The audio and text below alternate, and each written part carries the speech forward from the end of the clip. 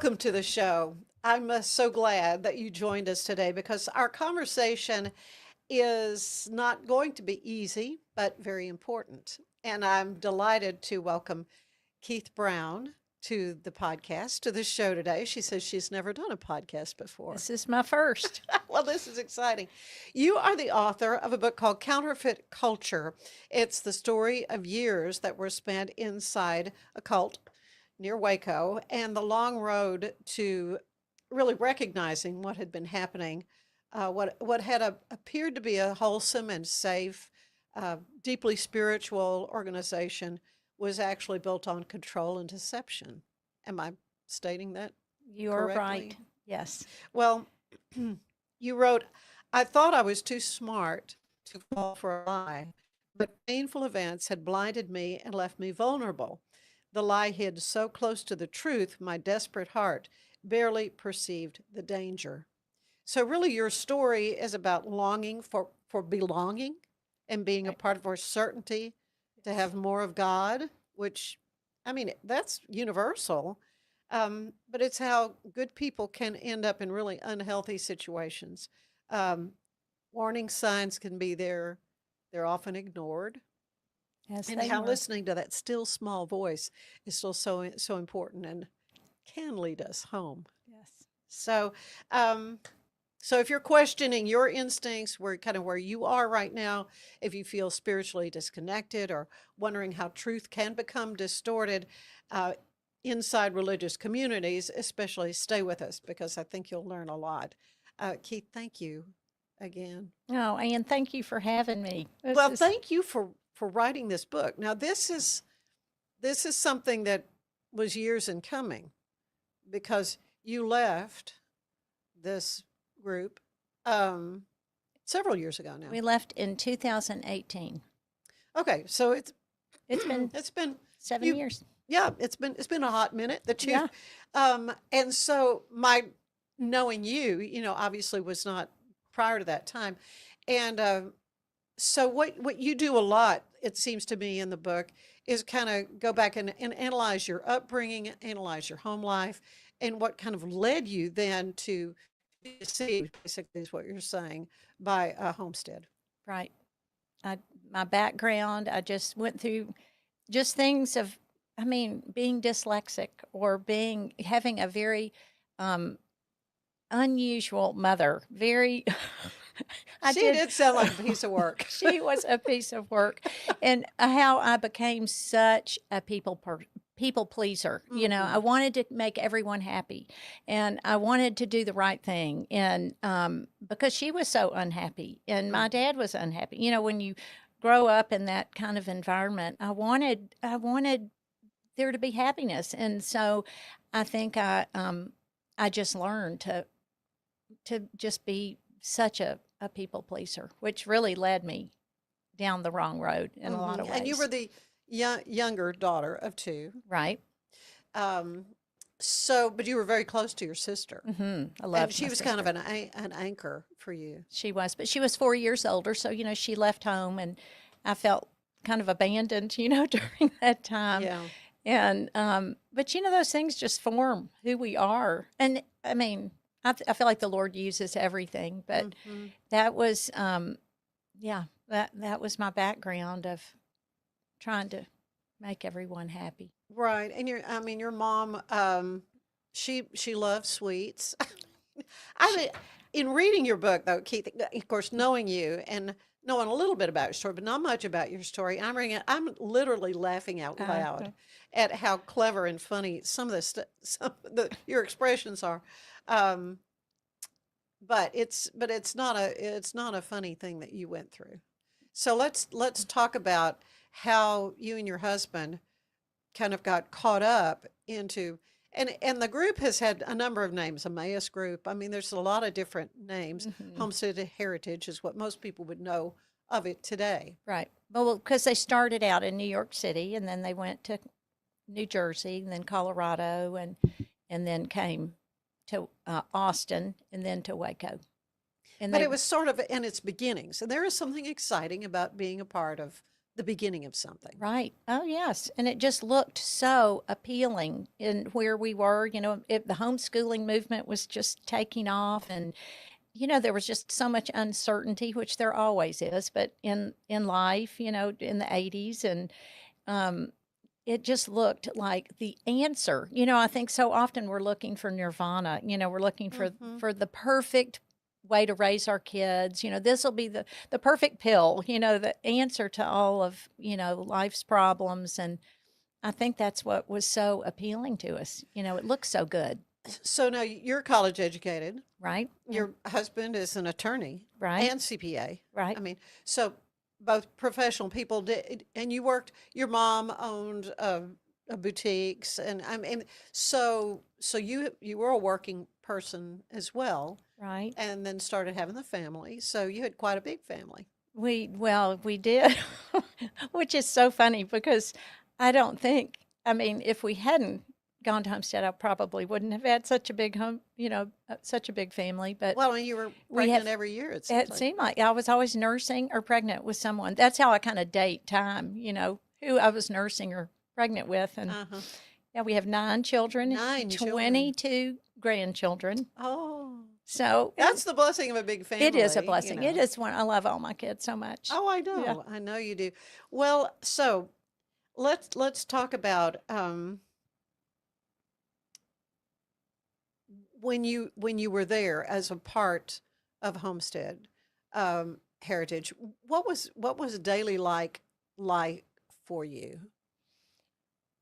Well, so many people have asked me that question, and I was trying to homeschool, and I was, And you had kids ranging age from, well, when we went, I think my oldest was 9, yeah, and you had 4 kids when you went, we had when you 4 got a part kids of this. when Yeah. we went, and so I was probably pregnant or nursing someone, and I was trying to homeschool, which I'm not the greatest teacher, as so I was trying to figure out what to do. Right. And it's so funny because we got every kind of animal imaginable, on our little homestead. We built a house on the homestead farm, which is Mhm. there now, and we were spending a lot of time, corralling all these animals, and Goats and yeah, you name goats it. and sheep and chickens, and we had no idea what we were doing, and but it was fun. I always wanted to be a hippie, and I always wanted to, I loved all that. I loved being outside, and of course, I want the kids to do all the work mainly, but they were, it was like living the life. Like Right. that's what we did. I homeschooled, and then cooked a lot of meals. I mean, and we had company continuously. I mean, hundreds, if not thousands, of people came through our house. We had company stay with us. A lot of visitors coming through. To see Homestead would Hmm. come over, and so I was always preparing for something. And Okay, so my impression over the years of seeing it, the men seem to be very with it, and and living like, living the dream and all that. The women just looked haggard. right, Did not cut their hair, did not use makeup. It was very, very much, I don't know, and not that that's the be all, and but knowing you today and how chic you always look so put together. Your mom, that was her stock in trade, was. yes. So what was that like when you were dressing in denim skirts and, you know, Well, to me, it was like, well, this is what you do to belong here. This it's is, like a uniform. and it was, yes. And I wrote, it was like a uniform. And when I wrote about in my book is that, they said we don't have rules. We're not, but we have these patterns. And the women, this is funny, but they always said, well, like in birds, it's always the the woman that is more like not colorful. It's the Oh, male, right. Sure. and so that was kind of how Think of we, a peacock. yeah, right. And that's how we were, women were to be modest and, dress with, the long skirts and not cut our hair. And to me, it went against the grain of everything I obviously knew growing up and working in the fashion business, but to me, it was like I was sacrificing for God. And, I was like willing to do that. Yeah. And this is what you did to belong. Hmm. So, And your husband Curtis, he was very much a part of this. It wasn't like you were kind of driving the train. oh no, mm-mm. We were in it together. Is that Hmm. what you mean? Like, Right, as far, right. right. Yes, we were, Okay, so you had a longing, an unmet longing that right. kind of led you in this direction. Uh, didn't really grow up in the church per se. I mean, you had some spiritual experiences that were Right. profound Right. And as I a think young and person. I think we all do probably. I Yeah. think that's just in our hearts. But yes, I didn't grow up in what you would call a Christian home, Hmm. you know. But Curtis more so, Definitely did. He was a Baptist through and through. which I'm sure pleased your grandmother, right? Oh, right. Yes. but but anyway, so what was it with this other than the stability and the whole utopia kind of promise that ended up not really panning out? Well, Curtis is an attorney, and Hmm. we basically met them um, at a time where they didn't have an attorney or any kind of legal advisor or Hmm. whatever, and in the group, and so he was trying to help them. I mean, I think Curtis is a real. Um, he's a servant, and so he really wanted to help them, and I think we just our eyes, when you're really we were really brainwashed. I mean, I have to back up a little bit Hmm. and say that, we knew things were not right, but when you're in a situation like that, it's like you just close your eyes to it because you want to belong. So you just kind of Hmm. take whatever is handed to you and say, well, okay, and you kind of keep moving. And I think it came to the place where Curtis realized they really didn't want his help. I mean, they wanted his help in a certain way, but when things were not legal, things were, he brought up so many areas. He had a long list of things that bothered him that he Hmm. wanted them to come into compliance with or whatever. And it got to the place where when you come to that, what they would call the authority, the leaders, and you bring up things that you question, it becomes a question of loyalty. Like, Hmm. oh, you're not being loyal, you're not trusting Blair, you're not trusting the leadership, and so they turn it all back on you. So they started to do that with Curtis, and he realized eventually, he just said, they really don't want my help, they Hmm. really just want me to be loyal to them. And he just couldn't, there were too many things that were wrong. Right. Too many people were getting hurt, and it just wasn't right. So that was the final straw. So you mentioned Blair. Is that his first name? Blair Adams. Adams. He All was right. the founder. He is deceased Yes. now. There are other people in charge of it now. Uh, before we go any further, I think we need to define what is a cult. Now, you refer to it as a cult, and my understanding, certainly after all the Branch Davidian stuff and all the reporting over the years, that there are certain hallmarks of a cult as opposed to Orthodox Christianity. Granted, there's lots of interpretations of Scripture, and that's why we have so many denominations. But it's still overall Orthodox Christian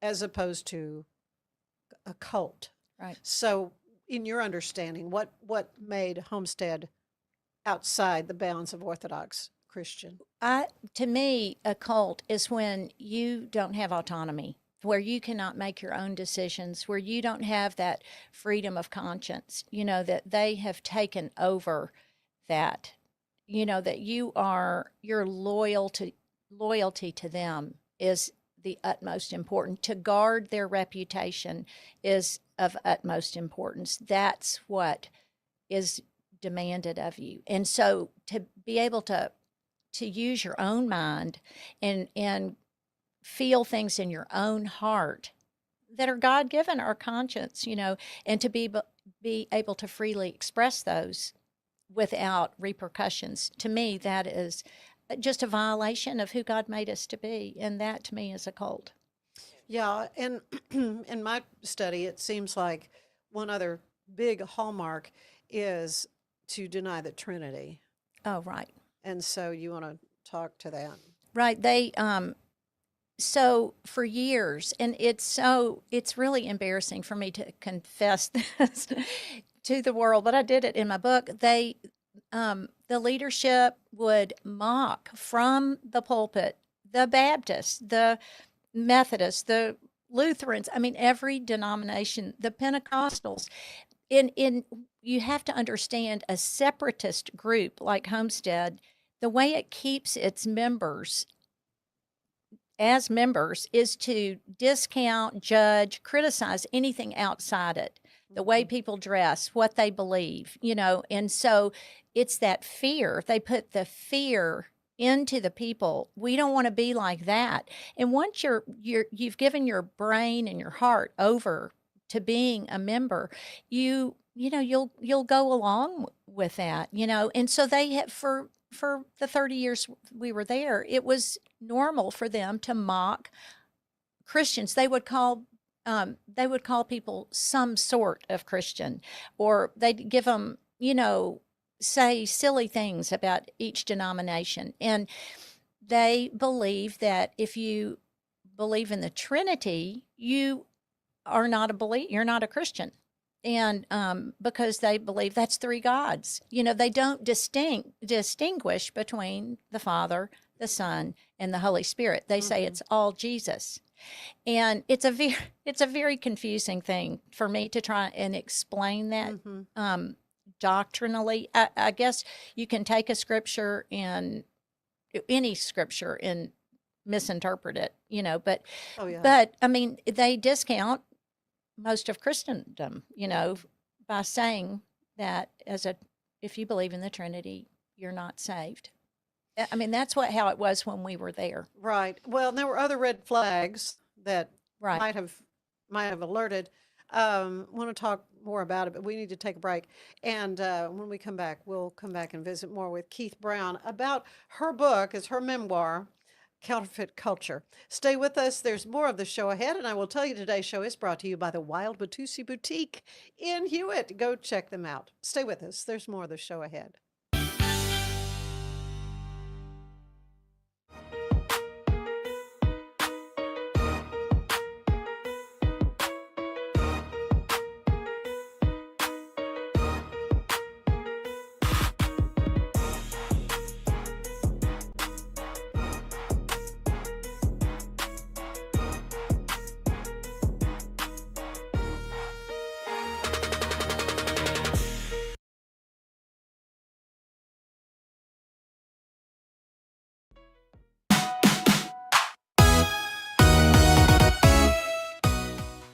The City of Temple is inviting residents and visitors to lace up their skates for a new holiday attraction in downtown Temple with the opening of the Rink on the Rails, billed as Central Texas's largest outdoor ice rink, made entirely of real ice. The rink opened last Friday and will operate daily beginning at 11 a.m. through Sunday, January 4th. It is located at the MLK Festival Grounds and is designed to offer families and friends a seasonal activity close to home during winter break. Zimmerman Law Firm is covering Uber, Lyft, and cab rides to ensure your safety this New Year's Eve. They are proud to present their free holiday ride-sharing cab program that rewards your good behavior. So, if you plan on going out and drinking over the holidays, make the responsible choice and take an Uber, Lyft, or cab ride home, and Zimmerman Law Firm will reimburse you for that ride. They are working to make our community safer and help everyone get home to celebrate the new year. I'm Elizabeth Riley with Act Locally Waco, and I will see you later.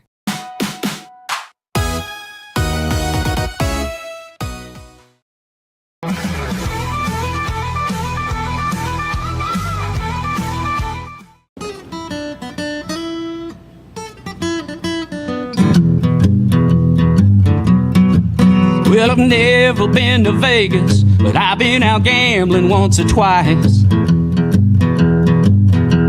Could consider me outrageous, 'cause I can raise hell to paradise. Never been to Vegas, but I've been out gambling once or twice. Well, I've never been to jail, no, but I've been detained a couple times. Never jumped no bail law, but I've jumped a fence and a high line. Never been to jail, no, but I've been detained a couple times. Never been to New York, Newport, or Honolulu. Never been to Detroit, Shreveport, or Timbuktu. Never been to Vegas, but I'd bet it all on you.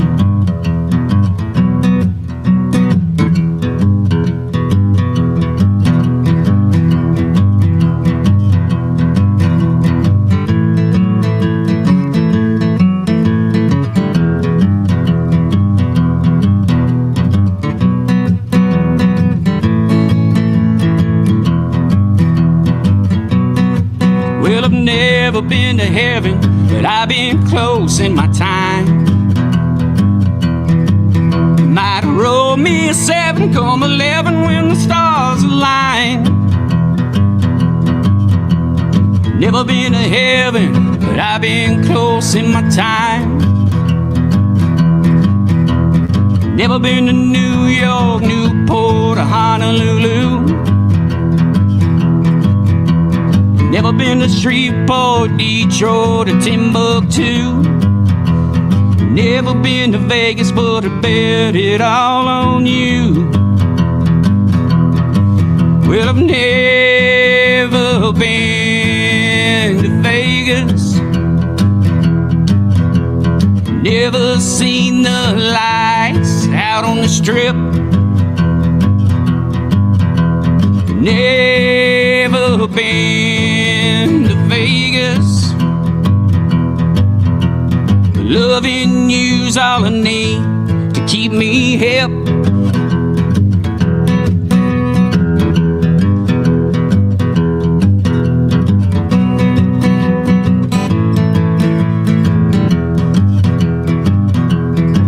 Yeah, I've never been to Vegas. Never seen the lights out on the Strip. Never been to Vegas. Loving you's all I need to keep me hip. I said loving you's all I need to keep me hip. Loving you's all I need, keep me here.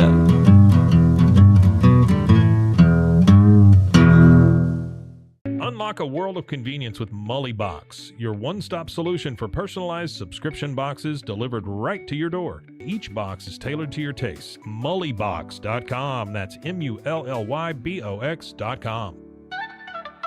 A big thank you to our sponsor, Fox & Co. Bakery. Check them out for delicious baked goods and your catering needs. And we're back with Keith Brown, who has written a memoir. It's called Counterfeit Culture, and it was about the more than 30 years that she and her family spent at Homestead Heritage, which she refers to as a cult.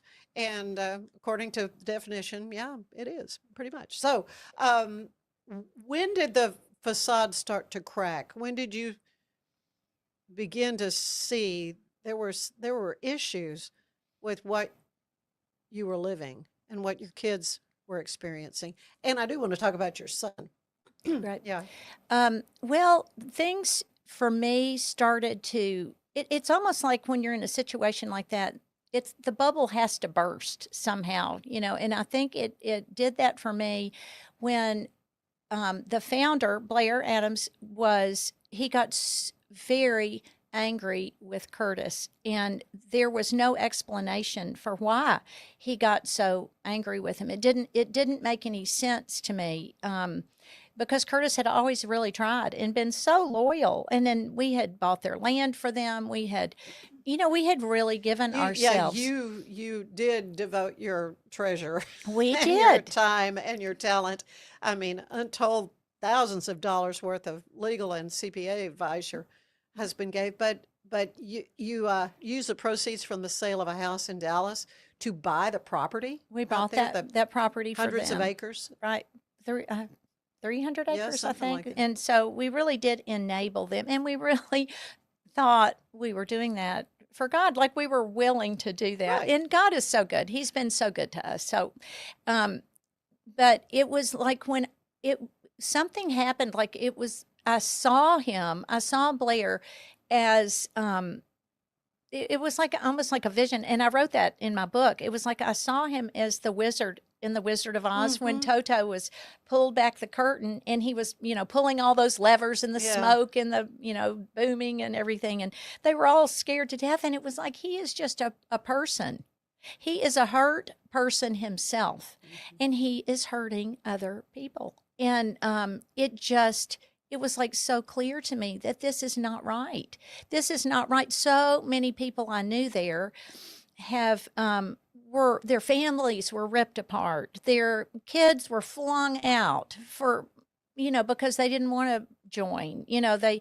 And it was just the treatment of people, and it hit me so hard that this is not what I would call a church. I mean, this is not where you build one another up. This is tearing people down. Yeah, you're referencing the shunning. Yes. And so you have 9 kids. Right. Are some still there? 2 are still there, but they're not in Waco. They're at a satellite communities. But you can communicate with them? Yes. Now, when we first left, we didn't see our grandkids or see them for, a couple of years, maybe going on 3 years. It was, I mean, we saw them. It's just awkward. We wouldn't be welcome, to go to their homes or, just the relationships became so, so strained. And that is just that's evil. yes, it was. And we did that to our son, Jonathan, Right. who I right. Yeah, right. That you talk about him right off the bat. right. That the lives that were kind of pre-planned for your kids didn't really take into account who those individual people are. Exactly. Yeah, you cannot expect that you're signing this paper, this oath, basically committing that all your children, grandchildren are going to be a part of this. And then what do you do when they don't want to be? Well, you just you separate yourself from them. And that is not what God wants us to do with our families. I mean, we're to nurture and love our kids. And I have to say, sadly, we rejected our own children, or our own son, Jonathan, when he left. And it's a shameful thing, Yeah. But it happened to so many people.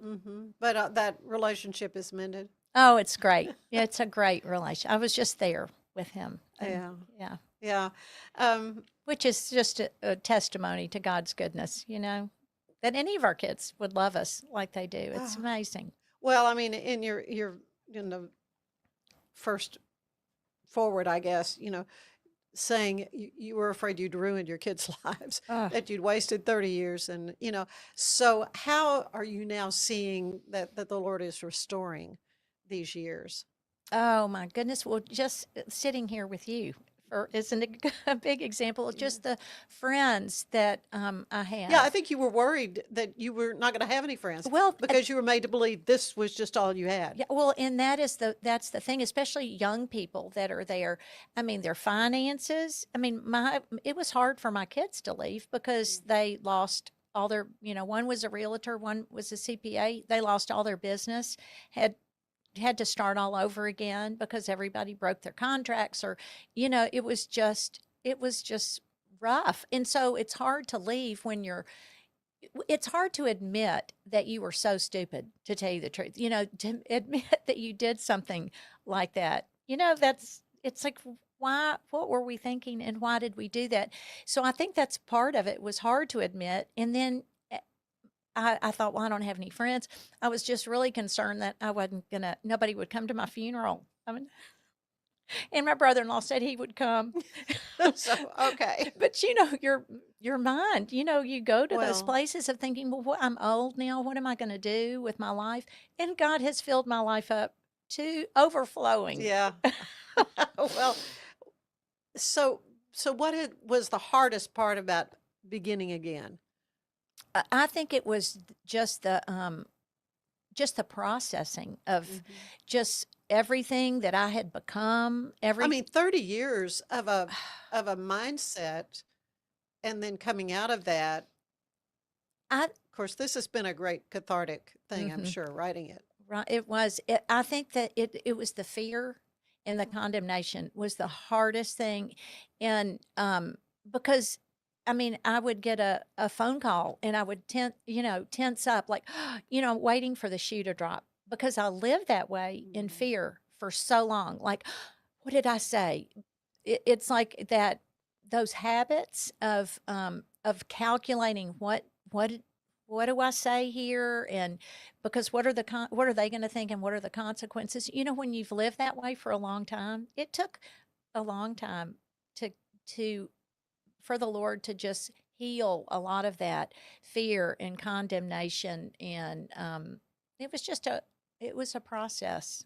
I Just an think. example of the kinds of things you dealt with, though. You were not allowed to go to your niece's wedding. Talk about that.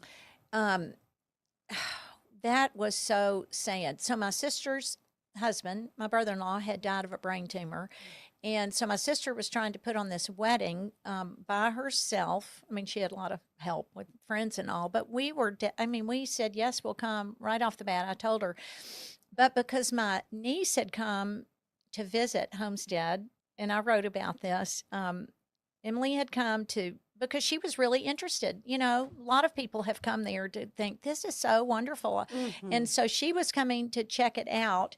And she ended up getting a whole lot more than she um, bargained for. I mean, she realized pretty soon.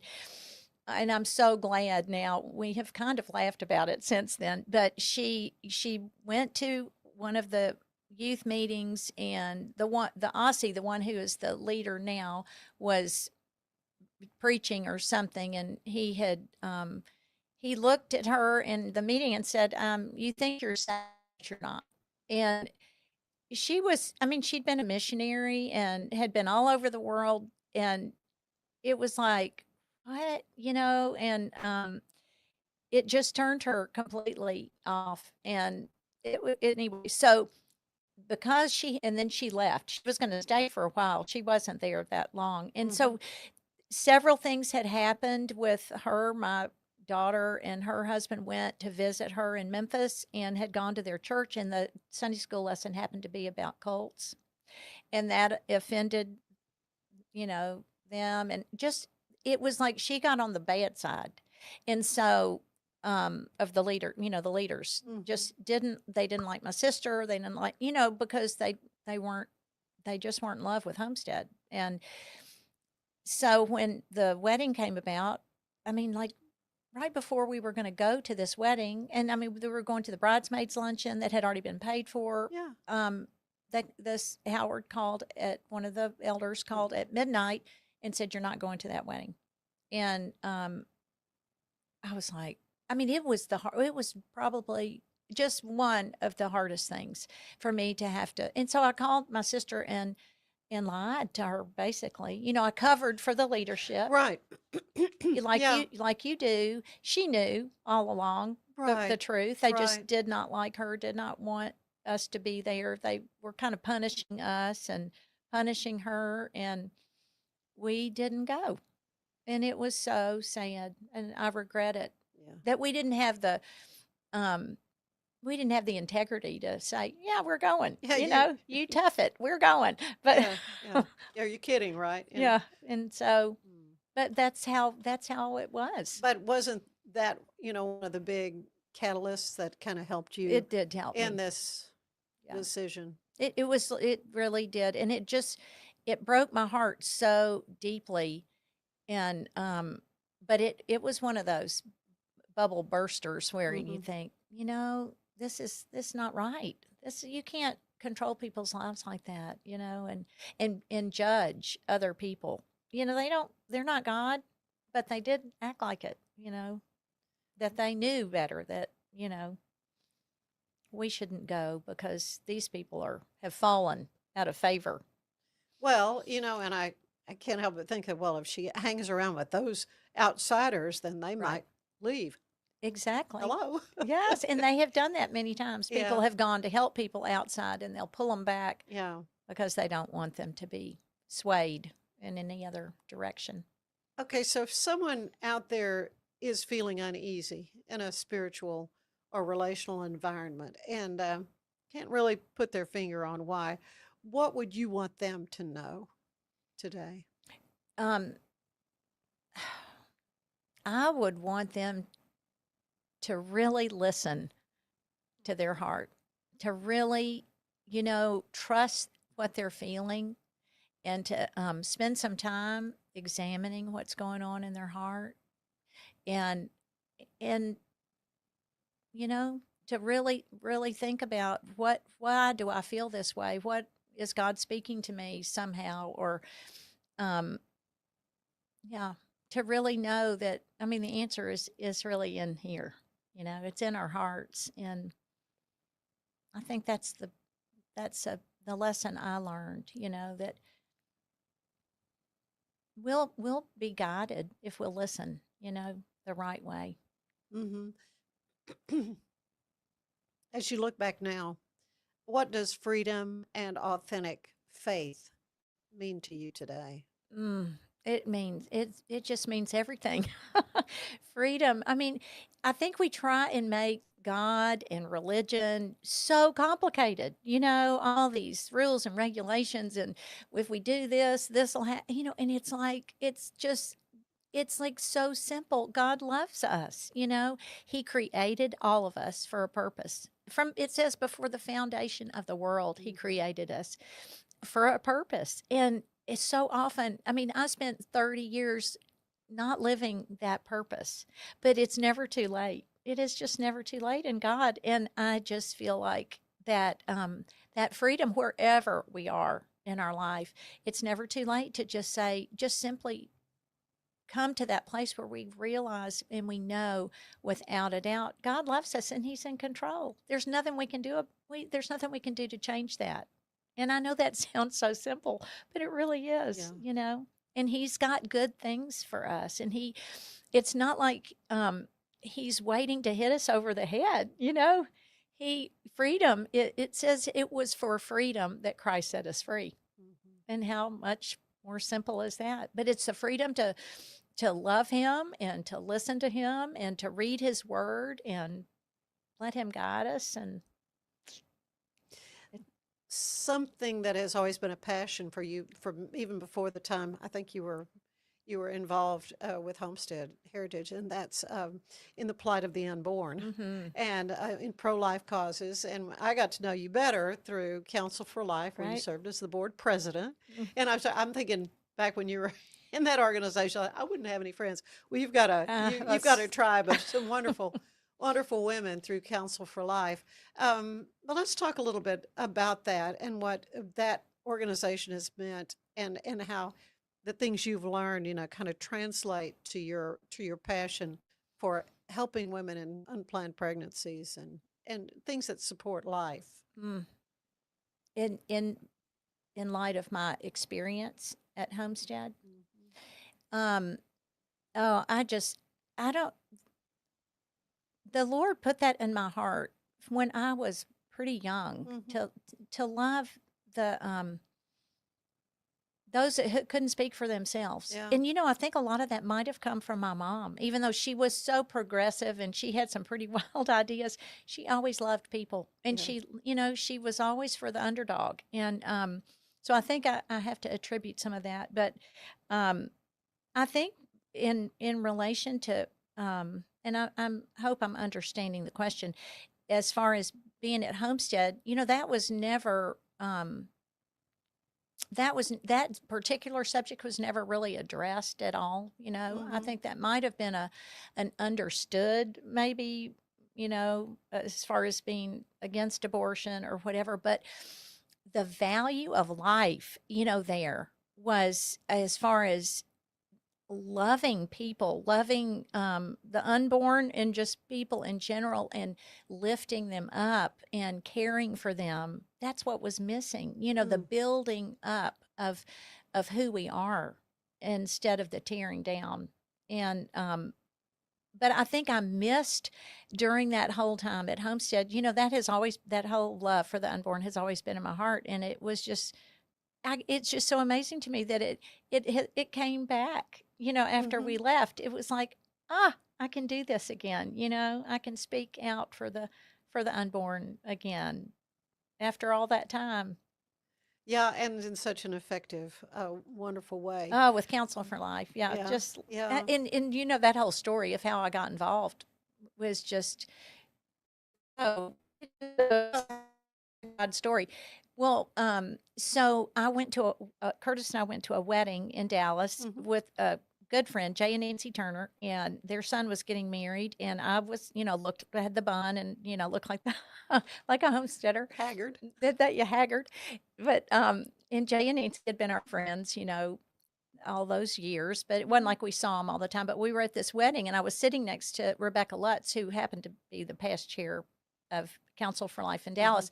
And she said, well, we want to start a chapter or a branch of Counsel for Life in Waco. And she invited me, and I went to Margaret Brown's house, to the first Counsel for Life when Margaret Brown was still alive and had that hosted everybody. And I was still at Homestead.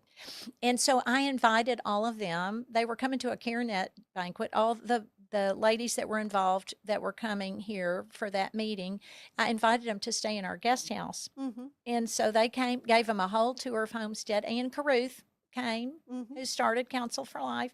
And it was like going full circle or something, And so then the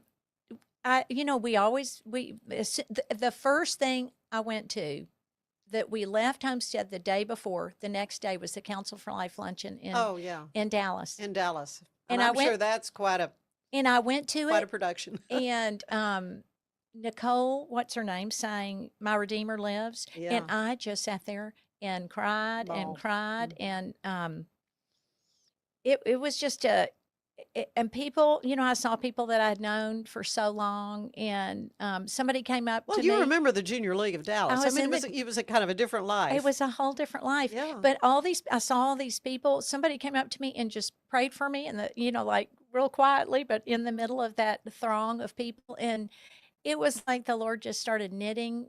It's almost like, I feel like, and a friend shared this with me. It's like and I'm not a knitter, but knitting a sweater, like you do the back and then you put the sleeves on and you go around, and it's like God was just knitting me back together. Yeah. With Counsel for Life, with friends, and it just God's so good to us. He is, and this has been a part of that mending process, writing Counterfeit Culture, your memoir. So how can folks get a copy of this? Well, it's on Amazon. Okay. So that is, unless they want to come over, I have some in my car.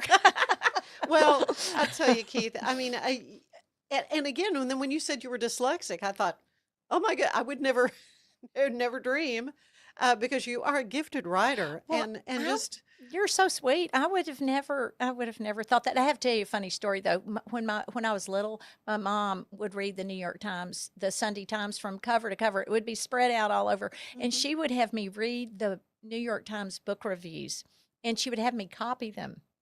And I hadn't thought about that in a long time. But Interesting. Isn't that funny? She had some interesting ways of, putting things into my life. But I always liked to write, but I never would have thought of myself as a good writer. But I think it was healing. It was just a healing journey to put all that. It would have been 1,000 pages. I have so many stories. I'm sure that's true. I highly recommend it, though. And it's certainly here in Central Texas. We just got through the Thanksgiving holiday when it's all open up to the public and this facade Mm. is, and there's a really dark underside that people need to understand. Right. And the people, the members, the people are so sweet. It's not, I don't want to hurt people, Right. at all. I mean, I love those people. I mean, Mhm. and I was one of them, that's the thing. But I feel like God just has to be said when people use his word in his name, hurt people, and that's and there's a lot more, that we could talk about. But Well, I appreciate your transparency oh, in sharing your story, because it is important that people understand the truth and discern, what is a lie. So right. thank you. Oh, thank Thank you you so so much. much, Keith Brown. I appreciate you. Stay with us. There is more of the show ahead. Don't go away.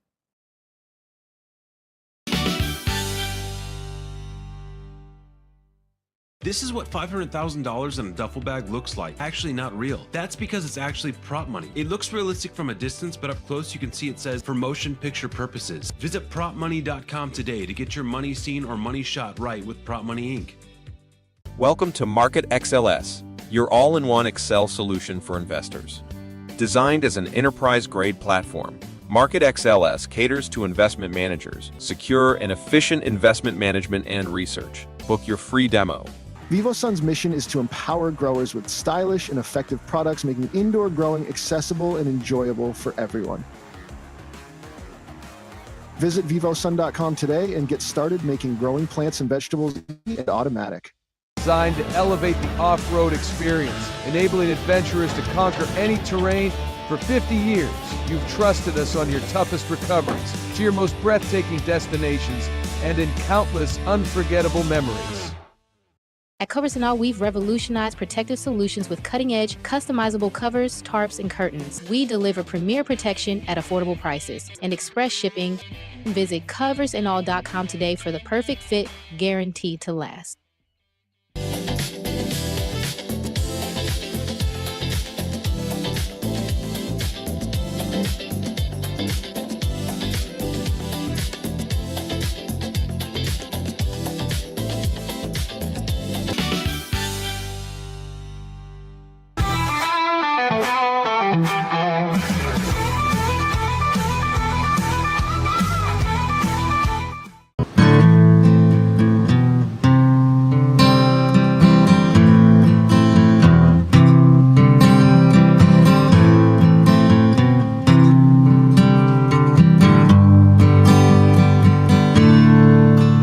Well, you run me over time and again, and I stood back up and let you back in, and you wonder why I didn't let go. Well, the last time I stayed out all night and I didn't come home 'cause I don't want to fight, and you wonder why. You just don't know. Just don't know how your words can hurt me. Just can't see why I'm leaving you there. I'm not trying to be the one that holds you anymore. You might see me again in a memory. You might find another tear in your eyes, but I won't be the one that holds you anymore.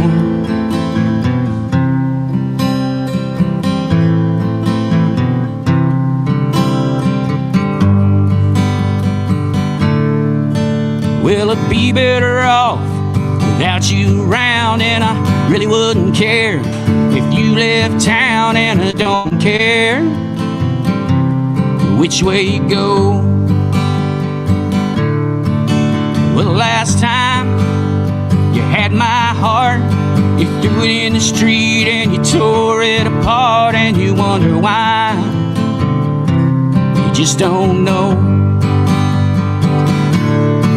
Don't know how your words can hurt me. Just can't see why I'm leaving you there. I'm not trying to be the one that holds you anymore.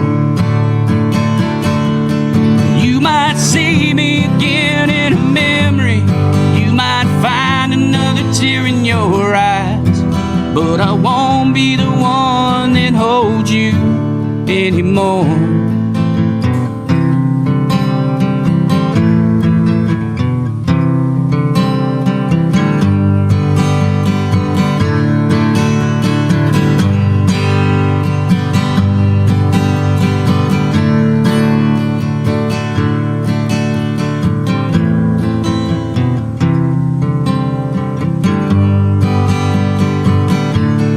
Just don't know how your words can hurt me. Just can't see why I'm leaving you there. I'm not trying to be the one that holds you anymore. You might see me again in a memory. You might find another tear in your eyes, but I won't be the one that holds you anymore. You might see me again in a memory. You might find another tear in your eyes, but I won't be the one that holds you. No, I won't be the one that holds you. No, I won't be the one that holds you anymore.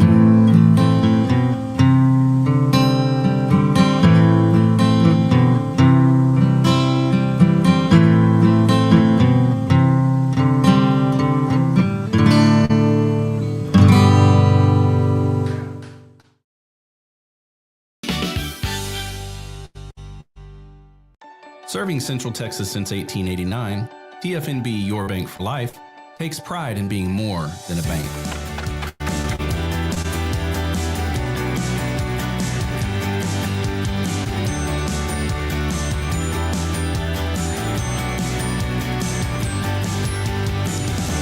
At TFNB, we remain committed to these principles. If you value them too, come join us. TFNB, Your Bank for Life. It's football season, and we can create your outdoor tailgating spaces that is actually a part of your home. Bifold doors that tie in the inside and the outside, and you can gain anywhere from 1,000 to 5,000 square feet living space, all while taking in the big game, poolside. Call us at Gather & Co. Kitchen and Bath, where we can create your unique tailgating space.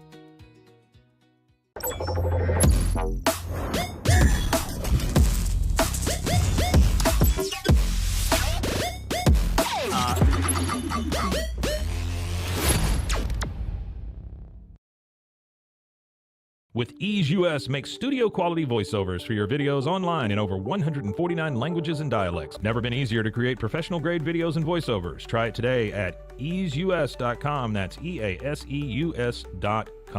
Ease US. Hey Waco, meet your new favorite email. It's called the Waco Buzz, the local newsletter that skips crime and chaos and gets straight to the good stuff. New restaurants, hidden gems, weekend events, and stories that make you proud to call Waco home. It's quick, free, and written by people who love Waco as much as you do. Join thousands of neighbors who already start their mornings with the Waco Buzz at thewacobuzz.com.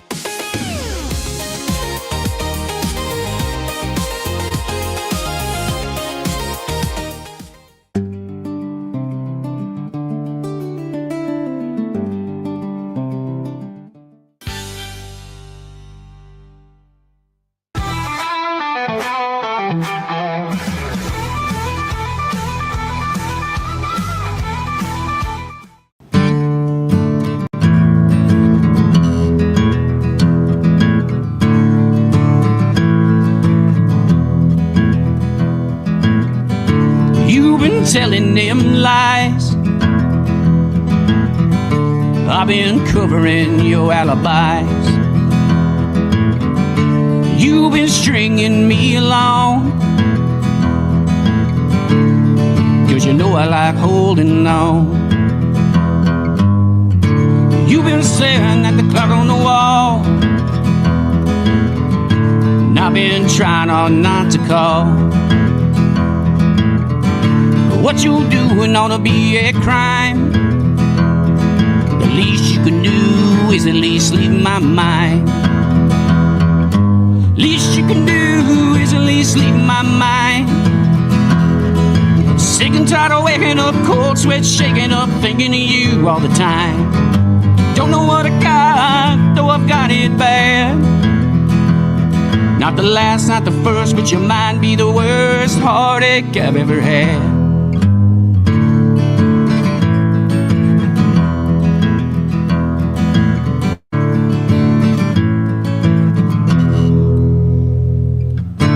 You've been calling my line again,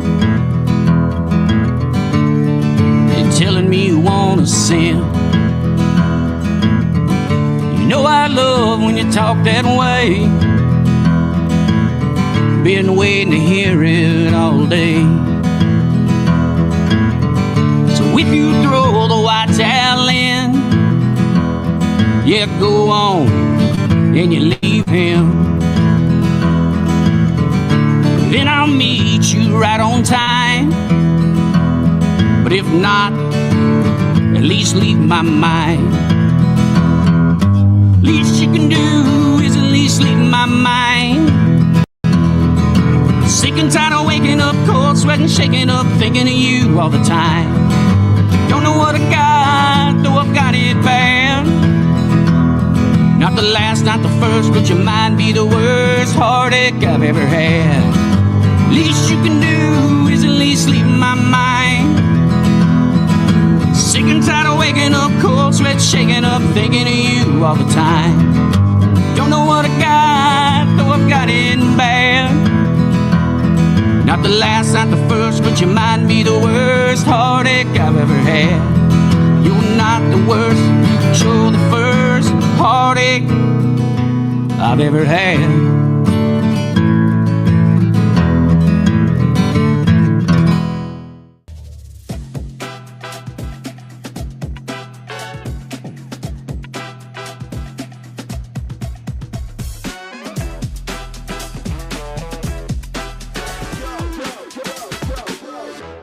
So all you have to do is tap your Popple to the back of someone's phone, like that, and they instantly get your social media and contact info right on their screen. They don't need an app or a Popple to receive your info. So get your Popple today and start impressing everyone you meet. Make it pop.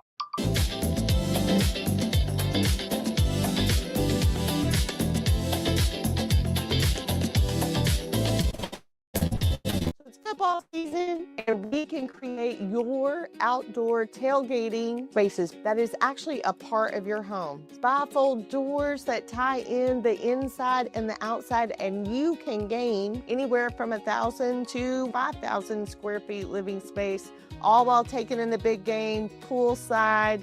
Call us at Gather & Co. Kitchen and Bath, where we can create your unique tailgating space. Overwhelmed by your inbox? Clean Email is here to help. Organize, clean, and manage your emails with powerful automation tools. Say goodbye to spam and clutter and enjoy a stress-free inbox. Try Clean Email today at cleanemail.com. Our patented handles were launched in 2018. We continue to push the boundaries of strength training. Join us in making your training more natural and effective. Visit Engels90.com to learn more and revolutionize your workout.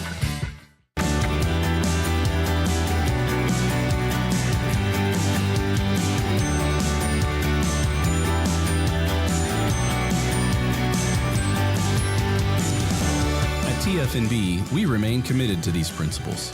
If you value them too, come join us. TFNB, your bank for life. At Allen Samuels Dodge Chrysler Jeep Ram Fiat, we're proud to be your premier destination in Waco for exceptional automotive service. Whether you're searching for a new vehicle, a quality pre-owned car, or dependable service and parts, our team is here to take care of you every step of the way. Visit Allen Samuels Dodge Chrysler Jeep Ram Fiat in Waco, where great deals, friendly service, and your next ride are waiting. Come by, let's be friends.